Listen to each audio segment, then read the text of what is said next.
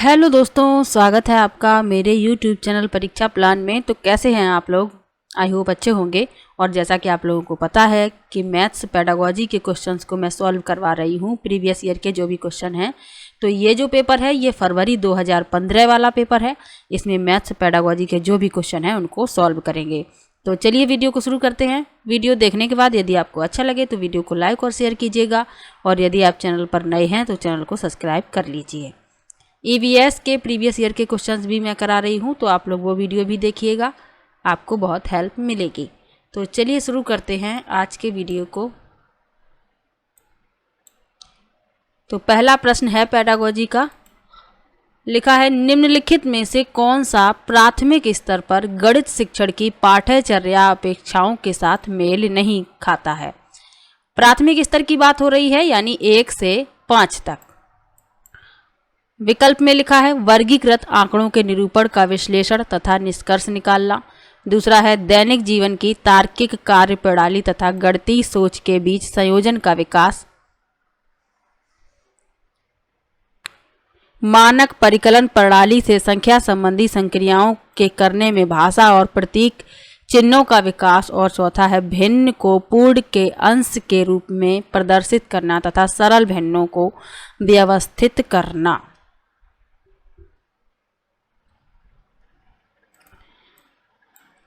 तो पूछा गया है कि प्राथमिक स्तर पर गणित शिक्षण की पाठ्यचर्या अपेक्षाओं के साथ मेल नहीं खाता है।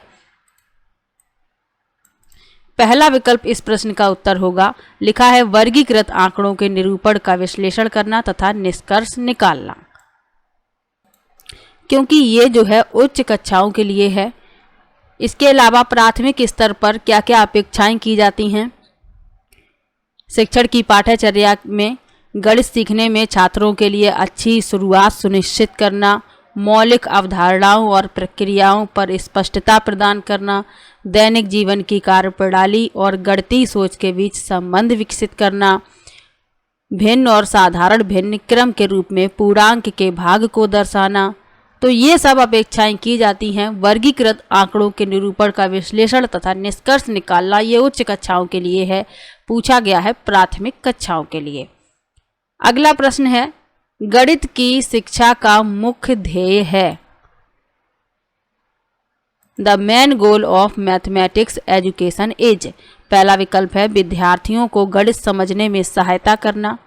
दूसरा है उपयोगी क्षमताओं को विकसित करना। तीसरा है बच्चों की गणितीय प्रतिभाओं का विकास करना। और चौथा है ज्यामिति के प्रमेयों और उनके प्रमाणों का स्वतंत्र रूप से सृजन करना। तो गणित शिक्षा का मुख्य ध्येय यानी कि गोल पूछा गया है, मेन गोल। तीसरा विकल्प इस प्रश्न का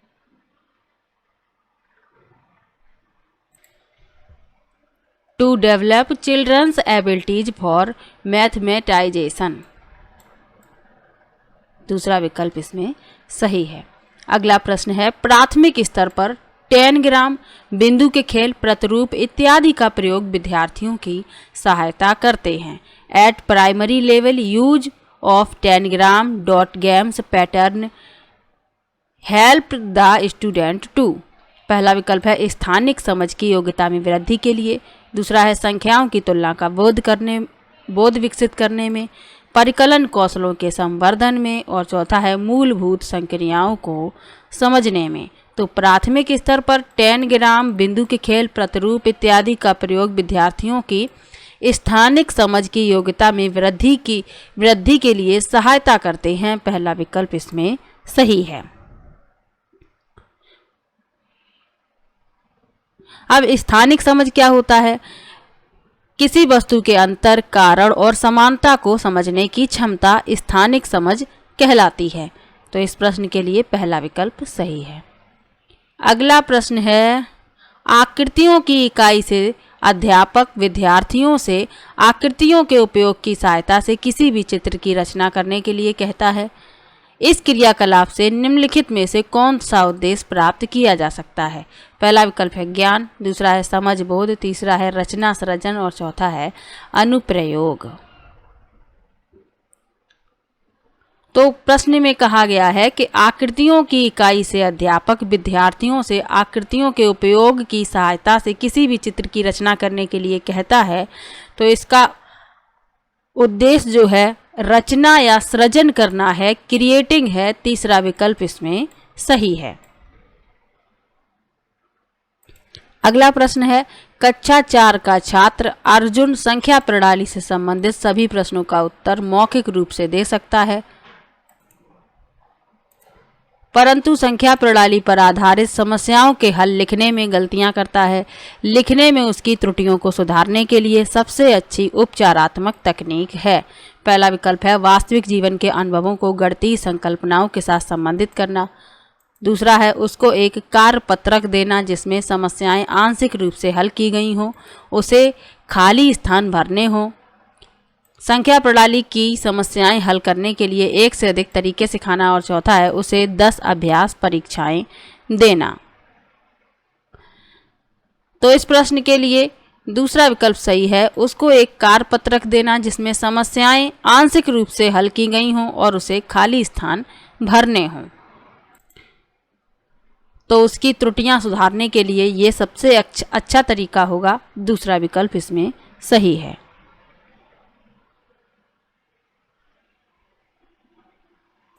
अगला प्रश्न है, राष्ट्रीय पाठ्यचर्या रूपरेखा 2005 के अनुसार विद्यालयों में गणित शिक्षण का संकीर्ण उद्देश्य है। पहला विकल्प है संख्यात्मक कौशलों का विकास। दूसरा है बीज गणित पढ़ाना। तीसरा है परिकलन व मापन पढ़ाना। और चौथा है रैखिक बीजगणित से संबंधित। तो इसमें पूछा गया है एनसीएफ 2005 के अनुसार गणित शिक्षण का संकीर्ण उद्देश्य। तो संकीर्ण उद्देश्य है संख्यात्मक कौशलों का विकास। पहला विकल्प इसमें सही है।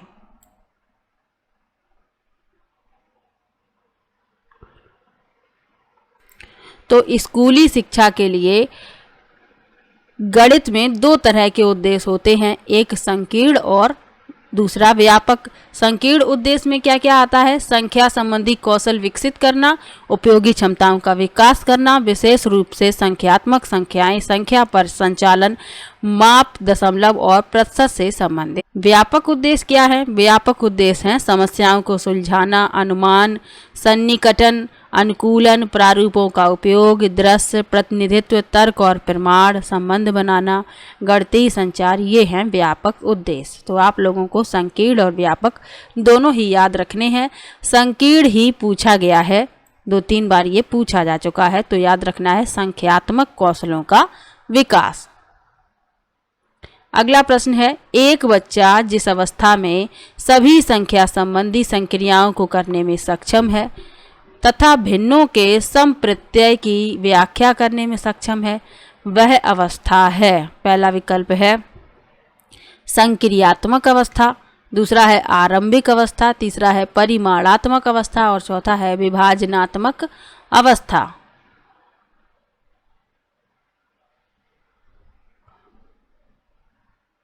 तो जीन पियाजे ने 4 अवस्थाएं बताई हैं। कौन कौन सी बताई हैं? संवेदी प्रेरक अवस्था, इसमें उम्र क्या है? 0 से 2 वर्ष। इसमें क्या होता है? शिशु शारीरिक क्रियाओं के साथ संवेदी अनुभवों का समन्वय करके दुनिया की खोज करता है, वस्तु स्थायित्व स्थापित हो जाता है। तो प्रश्न यही पूछा जाता है कि वस्तु स्थायित्व स्थापित होने की अवस्था कौन सी है? तो संवेदी प्रेरक अवस्था है, उम्र है 0 से 2 वर्ष। दूसरी है पूर्व संक्रियात्मक अवस्था, तो इसमें क्या होता है? प्रतीकात्मक विचार विकसित नहीं होते, वस्तु स्थायित्व स्थापित होता है, बच्चा किसी वस्तु के विभिन्न भौतिक गुणों का समन्वयन नहीं कर सकता, उम्र होती है 2 से 7 वर्ष। तीसरी होती है मूर्त संक्रियात्मक अवस्था, 7 से 11 वर्ष इसकी उम्र होती है। बच्चा तार्किक रूप से मूर्त घटनाओं के बारे में तर्क कर सकता है इस अवस्था में, और क्या कर सकता है? वस्तुओं को वर्गीकृत कर सकता है। चौथी होती है औपचारिक संक्रियात्मक अवस्था, उम्र है 11 से 15 वर्ष। किशोर तर्क को अधिक अमूर्त तरीके से लागू कर सकते हैं, काल्पनिक सोच विकसित होती है इसी अवस्था में। इसमें क्या कहा गया है कि एक बच्चा है सभी संख्या संबंधी संक्रियाओं को करने में सक्षम है तथा वह भिन्नों के संप्रत्यय की व्याख्या करने में सक्षम है। तो वह अवस्था है, तो वह संक्रियात्मक अवस्था में है। पहला विकल्प इसमें सही है।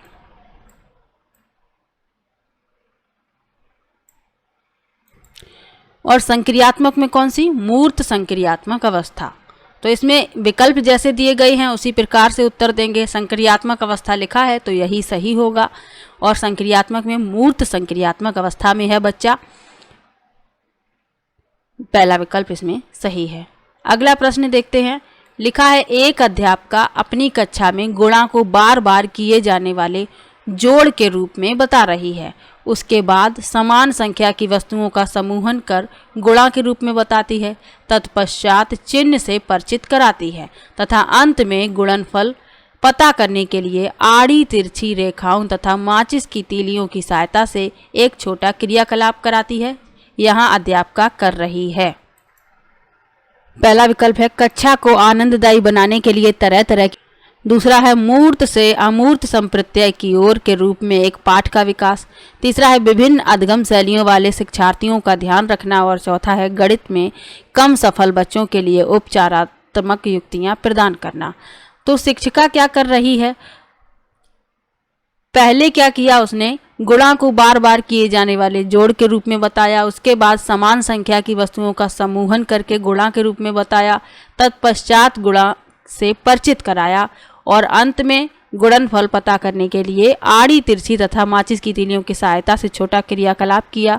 तो शिक्षिका का उद्देश्य है विभिन्न अधगम शैलियों वाले शिक्षार्थियों का ध्यान रखना। तीसरा विकल्प इसमें सही है, क्योंकि सभी के सीखने का तरीका एक नहीं होता है।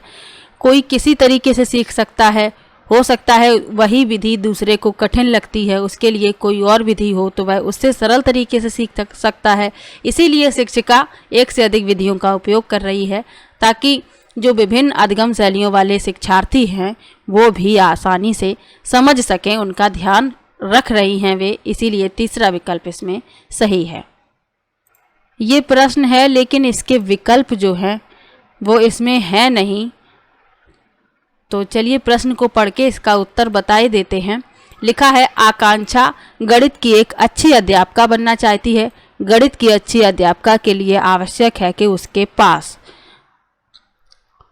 तो इस प्रश्न का उत्तर है कि संकल्पना का ज्ञान, समझ और वास्तविक जीवन को गणित की सामग्री से संबंधित करने की क्षमता हो तो वह अच्छी गणित की अध्यापिका बन जाएगी। अगला प्रश्न देखते हैं। इस प्रश्न के विकल्प नहीं छप पाए हैं। अगला प्रश्न है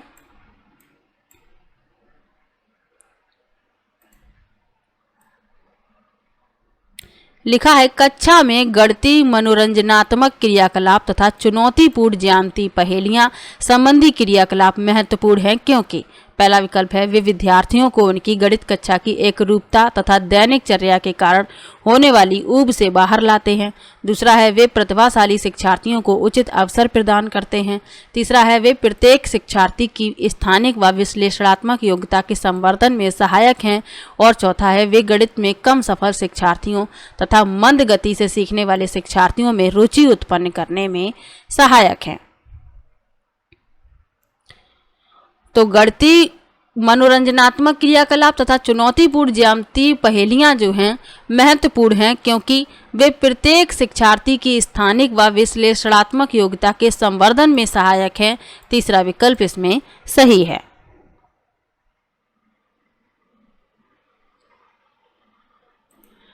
जो मनोरंजनात्मक क्रियाकलाप होते हैं तो वो क्या करते हैं? गणितीय तर्क और तर्कपूर्ण सोच को प्रोत्साहित करने में सहायता करते हैं, रणनीतिक सोच विकसित करने में सहायक होते हैं, विचारों के निर्माण को विकसित करने में मदद करते हैं।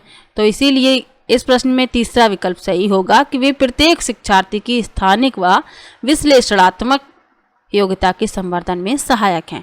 अगला प्रश्न है वैदिक गणित आजकल विशेष रूप से प्राथमिक विद्यालय के बच्चों में बहुत लोकप्रिय होता जा रहा है। इसका प्रयोग निम्नलिखित में से किसके विकास संवर्धन में होता है? पहला विकल्प है विद्यार्थियों के गणित में समस्या समाधान कौशल। दूसरा है विद्यार्थियों की गणित में एकाग्रता। तीसरा है गणित में गणना के कौशल तथा गति। और चौथा है विद्यार्थियों की गणित में परिकलन प्रक्रिया की समझ। तो इस प्रश्न के लिए तीसरा विकल्प सही है, गणित में गणना कौशल तथा गति। तीसरा विकल्प इसमें सही है। अगला प्रश्न है, प्राथमिक अवस्था में गणित में रचनात्मक मूल्यांकन में अंतर्निहित है। पहला विकल्प है सामान्य त्रुटियों को पहचानना, दूसरा है क्रिया प्रणाली के ज्ञान और विश्लेषणात्मक प्रतिभाओं की परीक्षा, तीसरा है विद्यार्थियों के ग्रेड और रैंक, और चौथा है अधिगम में असंगति को और शिक्षण में कमियों को पहचानना। तो प्राथमिक अवस्था में गणित में रचनात्मक मूल्यांकन जो है वह किस लिए अंतर्निहित है? अधिगम में असंगति को और शिक्षण में कमियों को पहचानने के लिए। चौथा विकल्प इसमें सही है। अगला प्रश्न है, एक शिक्षक गणित के संप्रत्यय को सिखाते हुए खोज परक उपागम का उपयोग करती है, विद्यार्थियों की व्यवहारिक क्षमताओं का उपयोग करती है और उन्हें चर्चा में शामिल करती है। वह इस युक्ति का प्रयोग किस लिए करती है? पहला विकल्प है विद्यार्थियों में व्यवहारिक क्षमताओं के विकास के लिए, दूसरा है एक निश्चित प्रकार की सोच व तार्किकता विकसित करने के लिए, तीसरा है गणित शिक्षण के संकीर्ण उद्देश्य की प्राप्ति के लिए, और चौथा है गणित शिक्षण के उच्चतर उद्देश्य की प्राप्ति के लिए। तो शिक्षिका जो है क्या करती है? खोज परक उपागम का प्रयोग करती है, विद्यार्थियों की व्यवहारिक क्षमताओं का उपयोग करती है, उन्हें चर्चा में शामिल करती है। तो किस लिए वो ऐसा करती है? कि एक निश्चित प्रकार की सोच व तार्किकता विकसित हो सके। दूसरा विकल्प इसमें सही है। दूसरा विकल्प इसमें सही है, एक निश्चित प्रकार की सोच व तार्किकता विकसित करने के लिए। अगला प्रश्न है, एक शिक्षिका कक्षा 5 की शैलजा से एक आकृति के परिमाप के बारे में पूछती है। वह शैलजा से उसके हल को अपने शब्दों में बताने के लिए भी कहती है। शैलजा समस्या का सही हल करने में सक्षम थी, परंतु उसकी व्याख्या करने में सक्षम नहीं थी। यह शैलजा की निम्न विशेषता प्रदर्शित करता है। पहला विकल्प है परिमाप के संप्रत्यय की कम समझ परंतु अच्छी मौखिक योग्यता, दूसरा है निम्न स्तरीय भाषा प्रवीणता और निम्न स्तरीय गणितीय प्रवीणता, तीसरा है निम्न स्तरीय भाषा प्रवीणता और उच्च स्तरीय गणितीय प्रवीणता,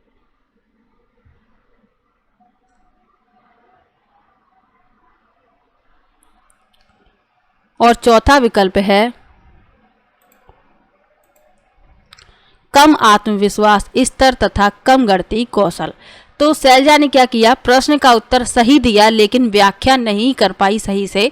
तो उसका जो भाषा स्तर है यानी भाषा प्रवीणता का स्तर है निम्न स्तर का है और गणितीय प्रवीणता उच्च स्तर की है। तीसरा विकल्प इसमें सही है, निम्न स्तरीय भाषा प्रवीणता और उच्च स्तरीय गणितीय प्रवीणता। तीसरा विकल्प इसमें सही है। अगला प्रश्न है, गणित की पाठ्य पुस्तक में विभिन्न प्रकरणों में खंड अभ्यास समय को समावेशित करने का उद्देश्य है। पहला विकल्प है दैनिक जीवनचर्या में बदलाव करना, दूसरा है समय का बेहतर सदुपयोग सुनिश्चित करना, तीसरा है विस्तृत अधिगम अवसर प्रदान करना और चौथा है विद्यार्थियों को आनंद व मस्ती प्रदान करना। तो इस प्रश्न के लिए तीसरा विकल्प सही होगा, विस्तृत अधिगम अवसर प्रदान करना। यदि आप विकल्प भी सही तरीके से पढ़ेंगे ध्यान से तब भी आप प्रश्न का उत्तर सही करके आएंगे, क्योंकि विकल्प से ही समझ में आ जाता है कि उत्तर क्या होगा। तो ये जो पेपर था ये फरवरी 2015 वाला पेपर था। तो इसमें जो भी मैथ्स पेडागोजी के क्वेश्चन थे उनको सॉल्व करवा दिया है। यदि आपको किसी भी प्रश्न में डाउट हो आप कमेंट बॉक्स में ज़रूर लिखिएगा। मिलते हैं नेक्स्ट वीडियो में।